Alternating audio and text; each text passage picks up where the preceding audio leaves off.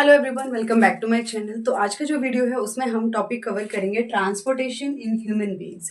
Human beings के अंदर transport होता किस तरीके से है, आज ये चीज़ हमें पढ़नी है। तो ट्रांसपोर्टेशन इन ह्यूमन बींग्स को स्टार्ट करने से पहले हमें ये पता होना चाहिए कि ह्यूमन बींग्स के अंदर ऐसी कौन कौन सी चीज़ें हैं जिनको हमारी बॉडी के अंदर ट्रांसपोर्ट की ज़रूरत होती है। तो सबसे पहले हमें उन चीज़ों का पता करना है जो हमारी बॉडी में ट्रांसपोर्ट होती हैं। The first one is digested food, ठीक है। Second one hormones, oxygen, excretory product. तो ये बहुत सारी ऐसी चीजें हैं जिनको ह्यूमन बॉडी के अंदर ट्रांसपोर्ट करना पड़ता है एक जगह से दूसरी जगह पर। तो इन चीजों के ट्रांसपोर्ट के लिए अब हमारी बॉडी के अंदर कौन कौन सी ऐसी चीजें हैं, कौन से कैरियर्स हैं जो इन चीजों को, ये जितनी भी चीजें हमने यहाँ पर लिखी हैं, सबको हमारी बॉडी में एक पार्ट से दूसरे पार्ट में ट्रांसपोर्ट करते हैं। तो आज की वीडियो में हम कवर करेंगे introduction of transportation in human beings. तो इंट्रोडक्शन में हमें सबसे पहले पता होना चाहिए कि हमें ट्रांसपोर्ट करना क्या है, उसके बाद हमें पता होना चाहिए कि इनको ट्रांसपोर्ट करेगा कौन, और उसके बाद हमें पता होना चाहिए कि ट्रांसपोर्ट होती कैसे है। तो सबसे पहले हमने पता कर लिया कि क्या क्या चीजें ऐसी हैं ह्यूमन बॉडी के अंदर जिनका ट्रांसपोर्टेशन जरूरी है एक जगह से दूसरी जगह पर। क्योंकि ये क्या है, जैसे खाना है, खाना प्रॉपर एक जगह पर डाइजेस्ट होगा, ठीक है। हॉर्मोन्स हैं, प्रॉपर ग्लैंड्स जो है वो इनको सिक्रेट करेंगी, क्योंकि पूरी बॉडी के अंदर तो जगह जगह पर तो ग्लैंड्स हो नहीं सकती, तो एक ही जगह पर सिक्रेट करेंगी। तो अब एक जगह पर कोई चीज़ ज़्यादा अमाउंट में हो जाएगी तो वो वहां पर भी परेशानी क्रिएट कर देगी। तो इस वजह से इन सभी चीज़ों का एक जगह से दूसरी जगह पर ट्रांसपोर्ट होना बहुत ज़्यादा ज़रूरी है, क्योंकि हर एक ऑर्गन को, हर एक बॉडी पार्ट को न्यूट्रिशन की, हॉर्मोन्स की, बहुत सारी चीज़ों की, ऑक्सीजन की ज़रूरत होती है। और जितने भी एक्सक्रीटरी प्रोडक्ट होते हैं उनका हमारी बॉडी से बाहर निकलना बहुत ज़रूरी होता है, इसलिए हमारी बॉडी में ट्रांसपोर्टेशन का रिक्वायरमेंट होता है। अब हमारे पास नेक्स्ट जो सबसे इंपॉर्टेंट चीज़ आती है कि हमारी बॉडी के अंदर ऐसे कौन से कैरियर्स हैं जो ट्रांसपोर्टेशन में हेल्प करते हैं। ह्यूमन बॉडी के अंदर दो कैरियर्स हैं जो ट्रांसपोर्टेशन प्रोसेस में हेल्प करते हैं। The number one is blood and number two is lymph. तो ये दो ऐसे कैरियर्स हैं जो हमारी पूरी बॉडी के अंदर फैले हुए हैं, और किसी भी चीज को अगर हमें ट्रांसपोर्ट करना होता है एक जगह से दूसरी जगह, एक ऑर्गन से दूसरे ऑर्गन में, तो हम इनकी हेल्प लेते हैं, ठीक है। अब ये जो दो कैरियर्स हैं इनको हम यूज कैसे करेंगे वो चीज भी समझनी जरूरी है। उसके पहले एक छोटा सा हमारे पास क्वेश्चन आता है कि जब ट्रांसपोर्ट कर रहे हैं, इसका मतलब सर्कुलेट कर रहे हैं पूरी बॉडी के अंदर, सर्कुलेट कर रहे हैं, तो जो ह्यूमन सर्कुलेटरी सिस्टम होता है, ह्यूमन सर्कुलेटरी सिस्टम, तो सर्कुलेटरी सिस्टम के अंदर ऐसे कौन कौन से पार्ट्स हैं जो इसको कंप्लीट करते हैं। अगर क्वेश्चन बनाए यहां से तो क्वेश्चन क्या बनता है, what does human circulatory system consist of. हमारे ह्यूमन सर्कुलेटरी सिस्टम के अंदर कौन कौन सी चीजें होती हैं। तो सर्कुलेटरी सिस्टम में हम किस किस को काउंट करेंगे। Number one is blood. अब ब्लड जो है वो फ्लो कहां से करेगा, तो उसके लिए हमें चाहिए होंगे ब्लड वेसल्स।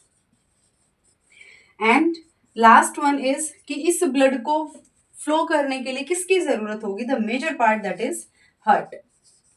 तो ये तीन हमारे वो पार्ट्स हैं जिनकी हमें जरूरत होती है अपना कंप्लीट सर्कुलेटरी सिस्टम बनाने के लिए। तो circulatory system in human beings contain blood, blood vessels and heart. अब यहां से हमें क्या पढ़ना है, सबसे पहले हम पढ़ेंगे ब्लड वेसल्स के बारे में कि ब्लड वेसल्स क्या होती हैं, कितने टाइप की होती हैं, ठीक है। तो सबसे पहली चीज जो हम यहां से पढ़ने वाले हैं दैट इज ब्लड वेसल्स। तो ब्लड वेसल बेसिकली होता क्या है, ब्लड वेसल्स जो हैं वो छोटी छोटी पतली पतली सी क्लोज्ड ट्यूब्स होती हैं जिनके अंदर से ब्लड फ्लो करता है, खून बहता है जिन नलियों के अंदर से, उनको हम बोलते हैं ब्लड वेसल्स। अब ब्लड वेसल्स जो है वो तीन तरीके की होती हैं। Number one is arteries, number two veins, and the last one is capillaries. So these are the three kinds of blood vessels present in human body. Human body के अंदर ये तीन तरीके की blood vessels होती हैं, arteries, veins and capillaries। इन तीनों को समझना बहुत ज्यादा जरूरी है, ठीक है। अब एक एक करके इनको स्टडी करते हैं। सबसे पहले हम बताते हैं कि आर्टरीज क्या होती हैं हमारी बॉडी के अंदर। देखो यहाँ से आप चाहें तो क्वेश्चन भी कवर हो जाएगा, what is the difference between arteries and when, बहुत अच्छे तरीके से हम करेंगे। तो डिफरेंस क्या होता है, देखो आर्टरीज जो हैं उनको हमने एक दिमाग में बिठा के रखना है, हमें ऐसे अपने दोनों हैंड्स का यूज करना है। हम बार बार करके ब्लड वेसल्स के अंदर आर्टरीज एंड वेन्स को कवर अप करेंगे। तो सबसे पहले आर्टरी की बात करते हैं। आर्टरीज क्या होती हैं? हमारी बॉडी के अंदर वो वेसल्स जो ब्लड को कैरी करती हैं, कहाँ से कहाँ? हार्ट से बॉडी पार्ट्स तक। ऐसे ब्लड वेसल्स जो हार्ट से ब्लड को लेंगे और उसको पूरी बॉडी में सर्कुलेट करेंगे, those vessels are called arteries. ठीक है। अब इसके साथ साथ जब वेन की बात करेंगे तो वेन क्या होती हैं? वेन वो वेसल्स होती हैं जो बॉडी पार्ट से ब्लड लेकर के उसको हार्ट के पास लेकर के आती हैं, those are veins. So first point हमारा क्लियर हो गया। क्या है फर्स्ट पॉइंट? कि जो वेन वेसल्स हार्ट से ब्लड लेकर के उसको बॉडी पार्ट में डिस्ट्रीब्यूट करेंगी या उसको फैलाएंगी, कन्वे करेंगी, those vessels are called arteries. और जो वेसल्स हमारी पूरी बॉडी से ब्लड को इकट्ठा करके ह्यूमन हार्ट में लेकर के आती हैं, those vessels are called veins. तो फर्स्ट पॉइंट हमारा यहाँ क्लियर हो गया। सेकंड पॉइंट की जब हम बात करें तो सेकंड पॉइंट के लिए आपको एक वर्ड याद करना है, दैट इज पल्मोनरी। ओके। तो सेकेंड पॉइंट हमारा क्या कहता है? कि जो आर्टरीज होती हैं उनके अंदर ऑक्सीजनेटेड ब्लड होता है। कौन सा ब्लड होता है? Oxygenated. As the name suggests, oxy means oxygen, oxygenated means ऐसा ब्लड जिसके अंदर ऑक्सीजन कंबाइंड है, हीमोग्लोबिन के साथ ऑक्सीजन जिसमें कंबाइंड है, that kind of blood is called oxygenated blood. तो आर्टरीज जो है उनके अंदर ऑक्सीजनेटेड ब्लड होता है एंड जो वेन्स हैं उनके अंदर डीऑक्सीजनेटेड ब्लड होता है। वेन्स के अंदर क्या होता है? डीऑक्सीजनेटेड। डी जब किसी चीज के आगे लग जाता है मतलब उसको कम कर देता है, तो मतलब ये ऐसा खून है, ऐसा ब्लड है जिसके अंदर ब्लड ऑक्सीजन का अमाउंट जो है वो नेग्लिजिबल है। तो this kind of blood is called deoxygenated. और डीऑक्सीजनेटेड ब्लड को कौन कैरी करेगा? वेन्स कैरी करेंगी। तो दो पार्ट्स हमने, दो पॉइंट जो है वो हमने क्लियर कर लिए। आर्टरी जो है हार्ट से ब्लड लेंगी और उसको पूरी बॉडी में सर्कुलेट करेंगी। वेन्स बॉडी से ब्लड लेंगे, उसको हार्ट के पास लेकर के आएंगी।